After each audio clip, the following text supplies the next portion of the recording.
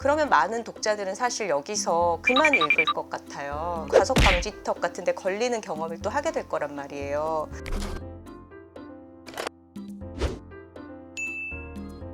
더 나은 글쓰기를 약속합니다. 여기는 써드림 첨삭소입니다. 써드림 첨삭소에서는 다양한 글을 작가가 직접 첨삭해 드리는데요. 저는 오늘 첨삭을 맡은 황선우 작가입니다. 반갑습니다. 저는 최선을 다하면 죽는다라는 책을 썼고요. 팟캐스트 여둘톡, 여자 둘이 토크하고 있습니다를 진행하고 있기도 합니다. 최선을 다하면 죽는다는 김원비 작가님과 함께 주고받은 편지로 이루어진 책인데요. 여러분들도 글쓰기를 어려워하시더라도 친구에게 편지는 누구나 써보셨을 거예요. 그랬을 때 작가들의 편지는 무엇이 다른가, 글쓰기에 참고하실 수 있는 그런 책이 아닌가 싶습니다. 많이 읽어주세요. 오늘의 원고는 MBTI가 INFJ이신 강주님의 글입니다. 평소 블로그에 일기를 자주 쓰곤 하는데요. 돌이켜보니 그것 말고는 한 번도 글을 타인에게 공유한 적이 없었습니다. 이번 기회에 제 글이 타인에게 어떻게 읽히는지, 첨삭으로 더 나은 글쓰기가 될 수 있을지 궁금증이 생겨 보내게 되었습니다. 강주님이 원하신 첨삭 포인트는 일기를 에세이에 가깝게 쓰고 싶다라는 것이었어요. 한번 그 관점으로 원고를 같이 살펴보겠습니다. 친구랑 글쓰기에 대해 잠깐 이야기하다가 나는 언제 쓰고 싶은지, 왜 쓰게 되었는지 생각해 보았다. 조금 추상적이지만 쓰지 않으면 내가 나일 수 없을 것 같은 순간에 글을 썼다. 글쓰기에 대한 글인데요. 글쓰기가 이분에게는 굉장히 어떤 중요한 무언가인 것 같아요. 그 부분은 확실하게 전달이 돼요. 그런데 문제는 본인도 언급을 한 것처럼 추상적이에요. 자, 우리가 글쓰기에서도 추상적인 글을 쓸 수도 있어요. 하지만 좋은 에세이는 사실이나 현실의 발을 단단하게 딛고 막연하지 않고 구체적인 어떤 경험, 지각할 수 있는 형태, 성질 이런 것들을 많이 언급하면서 눈앞에 그려지게끔 손에 잡히게끔 쓰는 글이 매력적인 에세이예요. 이 추상적인 지금의 글을 더 구체적으로 바꿔내는 연습을 많이 하셨으면 좋겠습니다. 자, 쓰지 않으면 내가 나일 수 없을 것 같은 순간. 굉장히 멋있게 들리지만 이게 어떤 순간인지 저는 모르겠어요. 뜬구름 잡는 조금 멋있는 표현들로는 그런 내적인 친밀감이 전혀 형성되지 않습니다. 구체적으로 나의 이야기를 풀어나가야 돼요. 22이 되던 무렵 언니에 대한 이야기를 쓰면서 감정을 솔직하게 표현하는 법을 배우게 됐다고 하셨어요. 자, 그러면 독자들은 언니랑 무슨 일이 있었나 보다 기대를 하게 되죠. 근데 그 다음에 그 얘기가 안 나와요. 그러면 많은 독자들은 사실 여기서 그만 읽을 것 같아요. 지금 강주님께서 본인의 정보를 많이 노출을 안 하셨기 때문에 사실 이 언니와 어떤 일이 있었는지 저희는 알 수가 없습니다. 그러니까 지어내 볼게요.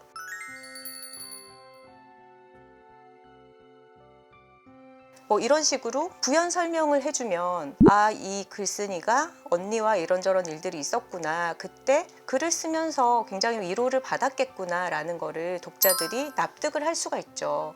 자, 다음으로 넘어가 볼게요. 한번 발을 들이고 나니 폭포수처럼 쏟아져 내리는 감정을 감당할 수 없어 넘쳐 흐르는 마음들을 비공개 블로그에, 핸드폰 메모장에 열심히 글로 퍼담았다. 갑자기 너무 뜨거워지셨어요.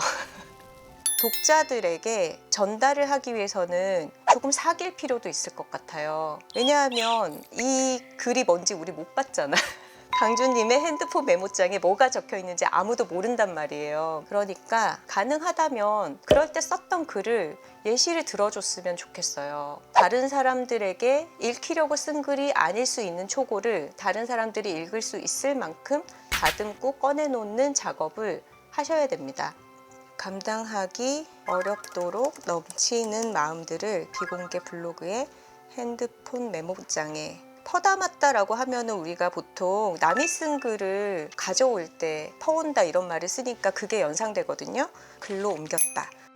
이 정도로 해도 어떤 이야기인지는 다 전달이 되죠. 그리고 지나치게 뜨겁지 않고요. 더 읽어볼게요. 하루에도 몇 번씩 핸드폰을 켜서 끌어올랐다 식었다. 솟았다가 추락했다가 멋대로 발악하는 마음을, 너무 자기의 이런 격렬한 마음을 드러내시는 거예요. 지금 여기서 마음이라는 단어가 지속적으로 반복되고 있어요. 보통 길지 않은 글에서는 비슷한 의미를 가진 유의어를 사용해주면 훨씬 리듬감도 생기고 독자들이 흥미를 잃지 않거든요. 생각, 감정, 기분, 이런 다양한 단어들로 대체를 할 수가 있겠죠. 조금 이 마음을 정돈을 해볼게요. 격하게 요동치는 나의 감정을, 이 정도로 바꿔봤습니다. 자, 그러면 마음 했던 데서 감정, 생각, 이런 단어들로 조금 리듬감이 생겼죠. 그 시기를 겪은 후 내 삶은 글을 쓰지 않던 삶에서 쓰는 삶으로 바뀌었고, 쓰는 삶은 그렇지 않은 삶과 묘하게 달랐다. 자, 이 시기가 어떤 시기인지 역시 정보가 없습니다. 그 시기가 어떤 시기였는지, 언니랑 무슨 일이 있었는지 그런 이야기들이 들어가야 됩니다. 안 그러면 이 글은 굉장히, 왜 밥을 우리가 먹는데 찰기 있는 밥이 아니라 그런 자스민 라이스 같은 거 있잖아요. 풀풀 바람 불면 날아갈 것 같은 그런 밥이 될 수밖에 없어요. 쓴다고 해서 내 삶이 더 충만해지거나 더 행복하지는 않았지만 그래도 쓰는 일은 나를 위한 일이었다. 나를 보듬고 이해하고 결국 사랑해주는 일에 가까웠기 때문에. 자, 여기서 저는 좀 의문이 생겼는데요. 나를 보듬고 이해하고 사랑한다면 그게 되게 충만하고 행복한 거 아닌가요? 글 쓴 분이 생각하시는 충만이나 행복의 개념이 조금 다를 수도 있겠지만 어쨌거나 자기 자신을 사랑하는 일이 행복이라고 많은 독자들이 생각한다면 여기에서 글을 읽다가 과속방지턱 같은 데 걸리는 경험을 또 하게 될 거란 말이에요. 충만함이나 행복함에 대한 정의가 좀 보편적이지 않다라는 생각을 하셔야 될 것 같고, 이런 식으로 바꿔볼 수도 있겠죠. 내 삶이 외적으로 풍요로워지지는 않았지만 그래도 쓰는 일은 나를 위한 일이었다. 일은 일이었다. 반복되니까 글쓰기는 이라고 하겠습니다. 마찬가지로 그런 관점에서 글을 쓰는 사람들을 좋아한다. 이 문장에서 그런 관점에서라는 게 약간 모호하게 읽혀요. 글쓰기가 나를 위한 어떤 다정한 일이기 때문에 글을 쓰는 사람들도 나는 좋아한다 라는 뜻인지, 아니면 어떤 다정한 일로서 글을 쓰는 그런 관점으로 글을 쓰는 사람들을 좋아한다라는 것인지 굉장히 이중적인 뜻으로 읽히거든요. 그래서 이런 거는 더 명확하게 풀어서 써주는 게 좋습니다. 저는 아마도 글 쓴 분이 스스로를 다정하게 마음을 살피는 그런 글쓰기의 태도를 지닌 사람들을 좋아한다라는 의미를 담으신 것 같아요. 좀 그게 명확하게 드러나도록 고쳐볼게요. 마찬가지로 스스로를 애정어린 시선으로 들여다보는 글을 쓰는 사람들을 좋아한다. 자신의 마음을 돌보는 사람들인 것 같아서 스스로의 마음과 생각을 잠잠히 들여다보았을 그 모습이 상상되어 공감이 가고 마음이 간다. 글쓰기에 대해서 얘기를 하다가 갑자기 다른 글 쓰는 사람들에게로 이야기가 확장됩니다. 근데 확장을 시킬 수 있어요. 그렇다면 이 주장을 좀 밀어붙이기 위해서 충분히 이야기를 해야 돼요. 그런데 충분하지 않게 화급하게 끝이 나버려요. 책 읽기가 어렵지만 다른 사람이 어떤 식으로 자신의 마음을 다독였는지가 궁금해서 내가 계속 책을 읽는다라는 얘기를 하고 싶으시다면 그런 독서의 경험을 역시 예시로 써주셨으면 좋겠어요. 그렇지 않으면 자스민 라이스 밥이 되는 것입니다. 저는 여기서 만약에 보완을 한다면 젊은 ADHD의 슬픔이라는 책이 있거든요. 거기에서 한 구절을 넣으면 어울리겠다 싶어서 한번 찾아봤습니다. 이런 구절이 나와요.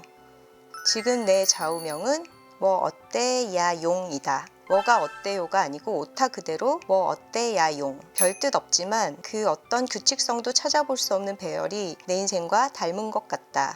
지금도 심각한 열등감이나 불안이 몰려올 때마다 저 말을 떠올린다. 자, 우리 글쓴이 분이 꺼내놓지 않았던 어떤 본인의 개성 있는 마음 상태에 대한 고백이 여기서는 짧지만 나오죠. 이런 것을 좀 보고 싶어요. 앞에 사례를 넣어서 이 부분을 조금 더 강화하는 결론으로 다듬어 보겠습니다.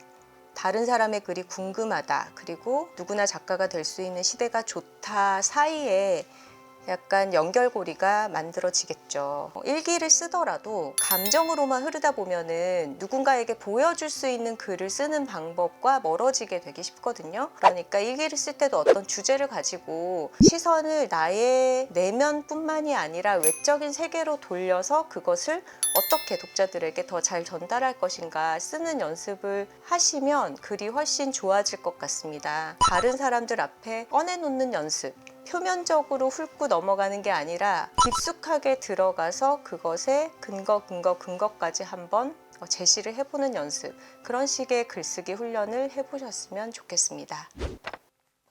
첨삭 전문이 궁금하시다면 교보문고 캐스팅 페이지에 나와 있으니까 영상 하단에 더보기 링크를 클릭해서 확인해 주시기 바랍니다. 오늘 영상을 보시고 나도 한번 작가들에게 첨삭을 받아보고 싶다, 글쓰기의 어려움을 해소해보고 싶다 하시는 분들은 써드림 첨삭소로 글을 보내주세요. 써드림 첨삭소는 언제든 열려 있습니다. 다음에는 또 다른 작가님이 나와서 여러분들의 글을 봐주실 예정이니까요. 계속 기대해 주시길 바랍니다. 감사합니다.